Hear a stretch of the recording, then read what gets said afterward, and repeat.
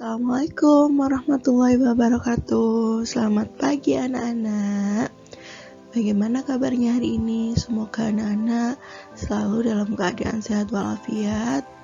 Sebelum kita melanjutkan materi hari ini, Bunia punya pesan untuk anak-anak supaya selalu menjaga kebersihan, selalu menerapkan perilaku hidup bersih di rumah.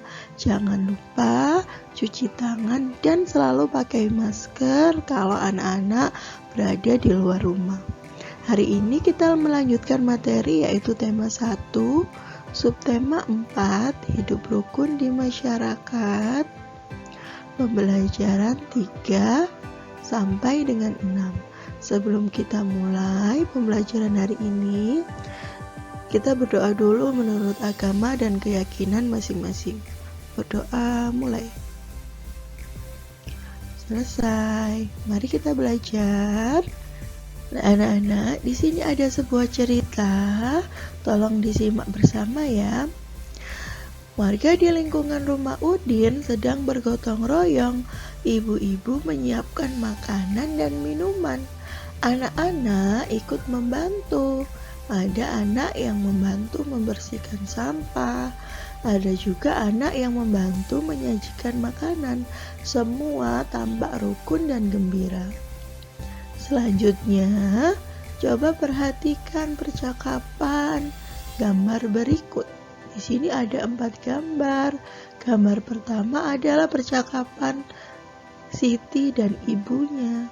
Di sini, Ibu Siti berkata, "Siti, tolong bawakan kue ini untuk bapak-bapak." Lalu Siti menjawab, "Baik, Bu." Di gambar ini, Ibu Siti meminta Siti untuk mengantar kue untuk bapak-bapak yang sedang bekerja bakti. Sedangkan gambar kedua ini adalah gambar Siti dan temannya yang sedang menawarkan kue dan minuman. Nah, percakapannya seperti ini. "Ini kuenya, Pak. Silakan dinikmati. Silakan air minumnya, Pak." Nah, seperti itu. Di sini Siti dan temannya sedang menawarkan makanan dan minuman yang mereka bawa untuk bapak-bapak yang sedang bekerja bakti. Selanjutnya gambar ketiga ini yaitu Siti sedang menawarkan kue untuk seorang bapak. Begini percakapannya. "Kuenya, silakan Pak." Lalu bapak itu menjawab, "Tidak, terima kasih Nak. Bapak masih kenyang, nanti Bapak ambil sendiri." Nah, ini adalah bapak yang sedang ditawari Siti minuman. Bapaknya bilang seperti ini, "Terima kasih Siti, kebetulan Bapak sudah haus." Nah, ternyata bapak ini masih kenyang tapi haus. Tawaran minuman yang diberikan Siti itu diterima. Sedangkan tawaran kue yang diberikan Siti itu tidak diterima karena beliau masih dalam keadaan kenyang. Di gambar sebelumnya kita sudah melihat penolakan. Penolakan apa, Bunia? Penolakan itu adalah ketika ada seseorang menawari sesuatu, orang lain yang diajak berbicara menolak. Nah, di bab ini kita juga mempelajari kalimat penolakan. Kalimat penolakan itu apa sih? Kalimat penolakan adalah kalimat yang digunakan untuk menolak suatu pendapat, permintaan, atau ajakan. Kalimat penolakan biasanya ditandai dengan kata tidak, maaf, terima kasih, lain kali ya, dan lain-lain. Contohnya adalah, misal ini adalah percakapan antara Ardi dan Mila. "Mila, kamu mau kue?" "Tidak, saya baru saja makan." Nah, di sini adalah penolakan Mila terhadap Ardi. Nah, kata penolakannya adalah tidak. Selanjutnya, percakapan antara Udin dan Edo. "Edo, Ayo bermain sepak bola ke lapangan. Maaf, saya tidak bisa karena ada acara keluarga. Di sini Edo memberikan penolakan terhadap ajakan Udin. Kata penolakannya adalah maaf.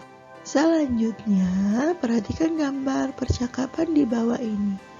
Gambar pertama. Ayo kita ikut bergotong royong membersihkan lingkungan. Temannya menjawab, tidak mau aku malas.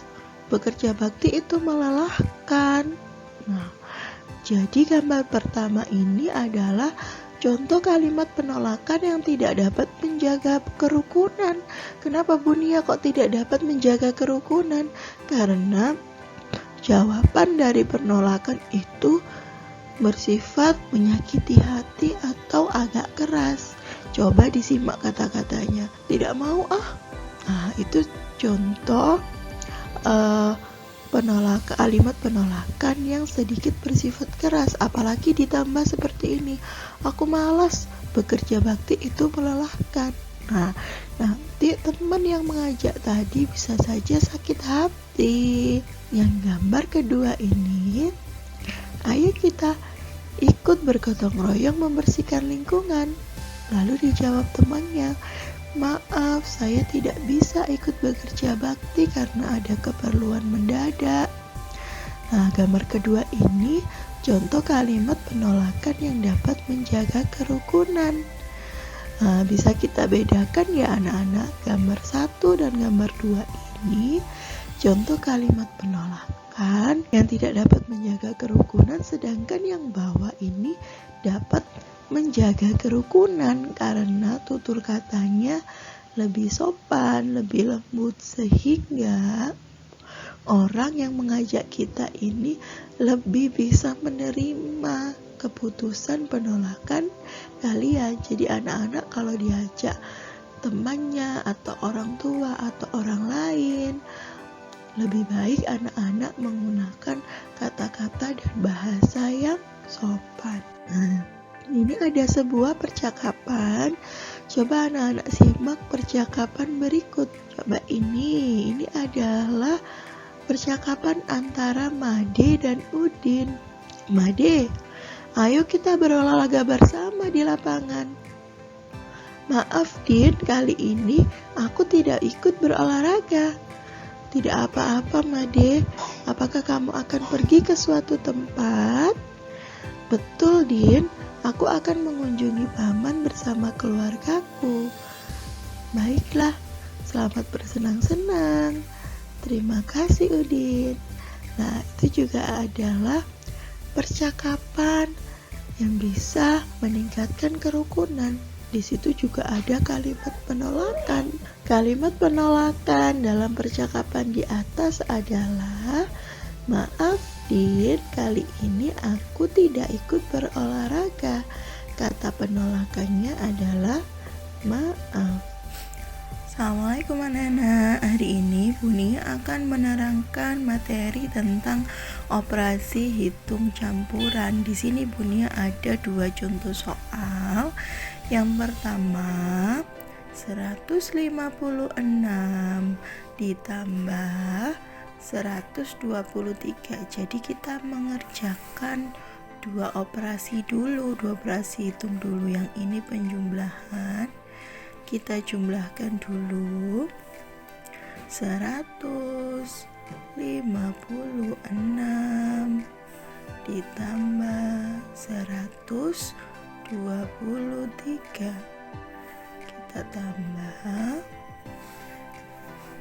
Kita tambah dulu, dihitung dari yang paling belakang dulu. 6 ditambah 3 sama dengan 9. 5 ditambah 2 sama dengan 7. Dan 1 ditambah 1 sama dengan 2. Sudah. Sekarang sudah penjumlahan, kita lanjutkan ke pengurangan. Di sini ada pengurangan, dipindah Bu Nia ke atas ya. Hasilnya ini 200. 79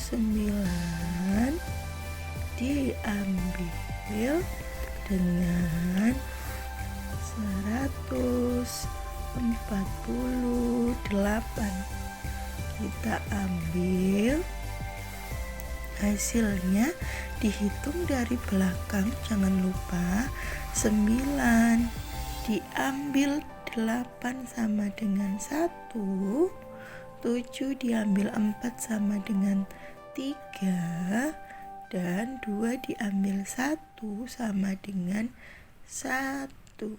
Jadi 156 ditambah 123 diambil 148 sama dengan 131.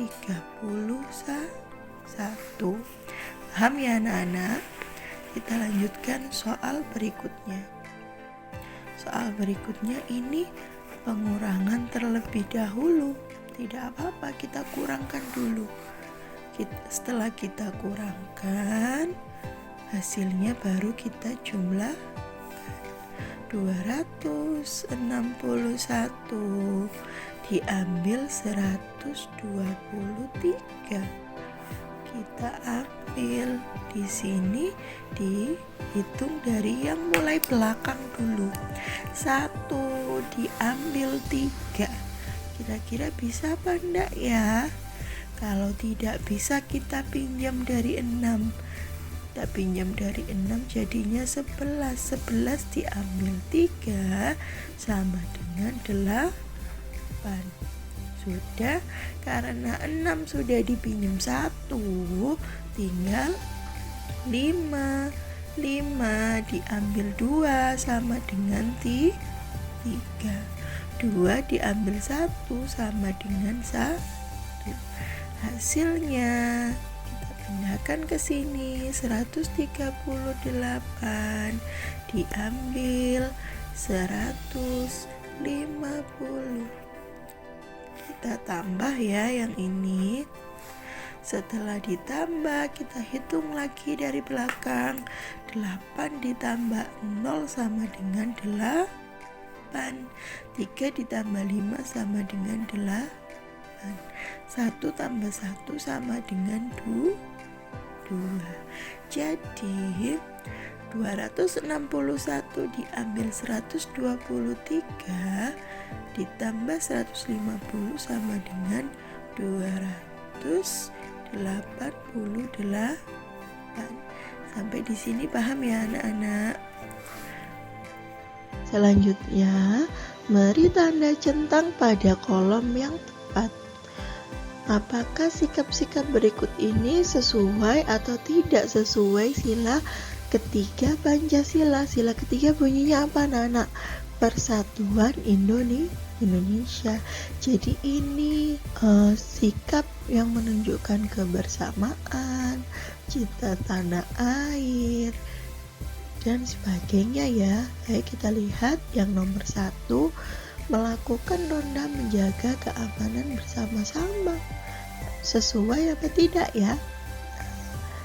Yang nomor 1 itu sesuai karena dilakukan dengan bersama-sama. Yang nomor 2, hanya bergaul dengan tetangga dekat saja. Tidak sesuai ya yang nomor 2 itu. Yang nomor 3, melakukan kerja bakti membersihkan lingkungan. Nah, itu bersama-sama membersihkan lingkungan. Nah, itu juga sesuai. Yang nomor 4, ikut serta dalam kegiatan warga. Itu juga sesuai. Yang nomor 5, lebih menyukai barang-barang dari luar negeri. Padahal sila ketiga itu mencerminkan cinta tanah air. Berarti tidak sesuai. Nah, anak-anak, di sini ada sebuah cerita. Simak baik-baik ceritanya. Bunda akan bacakan untuk kalian. Judulnya Kisah JJ si Jerapah. Di padang rumput yang luas, hiduplah sekelompok jerapah. ada jerapah bernama Jeje dan Jojo. Jeje bersifat sombong karena merasa tubuhnya paling tinggi. Jojo bersifat baik hati, tubuhnya tidak terlalu tinggi. Pada suatu hari, kakek jerapah meminta tolong pada Jeje dan Jojo. Kakek jerapah minta tolong diambilkan daun segar. Namun Jeje menolak. "Tidak mau, kek. Saya sedang repot." Jojo dengan sekuat tenaga mengambil daun segar untuk kakek jerapah. Suatu hari, Jeje mendapat kesulitan. Jeje jatuh. Kakinya terselip bebatuan. Teman-teman hewan lain tidak tega melihat Jeje kesulitan. Mereka menolong Jeje. Akhirnya, Jeje sadar bahwa saling menolong antar teman itu penting. Lah anak-anak, pesan moral yang bisa kita ambil dari cerita di atas adalah sifat sombong itu tidak baik diterapkan dalam kehidupan sehari-hari karena bisa membuat kita tidak mempunyai teman, tidak disukai teman, dan lain-lain. Tapi kalau kita ramah, suka menolong, dan tidak sombong, teman-teman lain akan suka terhadap kita dan mau berteman dengan kita. Nah, syukur alhamdulillah dalam cerita ini jerapah Jeje sadar bahwa sikap saling tolong-menolong itu antar teman itu penting karena dapat menjaga kerukunan. Jadi anak-anak, kalau kita punya teman yang kesusahan dan kita bisa membantu, kita harus membantu. Nah, anak-anak di sini kita disuruh membedakan mana sikap masuk pengamalan sila keempat dan pengamalan sila kelima. Ini sudah pernah dibahas ya sama Bunia dulu. Nah, ini kita kerjakan dulu yang pengamalan sila keempat dulu. Bunyinya apa sila keempat? Kerakyatan yang dipimpin oleh hikmat kebijaksanaan dalam permusyawaratan perwakilan. Nah, di sini yang berhubungan dengan permusyawaratan, pengambilan keputusan, diskusi, mengajukan pendapat, itu masuk pengamalan sila keempat. Kita coba lihat mana yang termasuk sila keempat. Iya, itu adalah gambar orang sedang mengambil suara dalam sebuah musyawarah, melakukan voting. Nah, yang kedua, itu juga contoh pengamalan sila keempat, mereka sedang berdiskusi. Sekarang pengamalan sila kelima, itu memberikan bantuan terhadap korban bencana alam. Sila kelima ini berbunyi keadilan sosial bagi seluruh rakyat Indonesia. Jadi ini yang bersifat sosial, berhubungan dengan orang lain. Nah, kita harus memberikan bantuan terhadap orang yang kesusahan, bersikap ramah. Jadi di sila kelima ini kita dituntut untuk lebih mementingkan sikap sosial kita terhadap orang lain. Selanjutnya ini adalah ada anak yang sedang membantu nenek menyeberang jalan, itu juga termasuk pengamalan sila kelima. Yang terakhir adalah ibu-ibu di posyandu. Nah anak-anak, ini adalah tugasnya. Ini tugas untuk hari Rabu, Kamis sampai dengan Jumat. Terima kasih anak-anak, semangat dan selamat mengerjakan.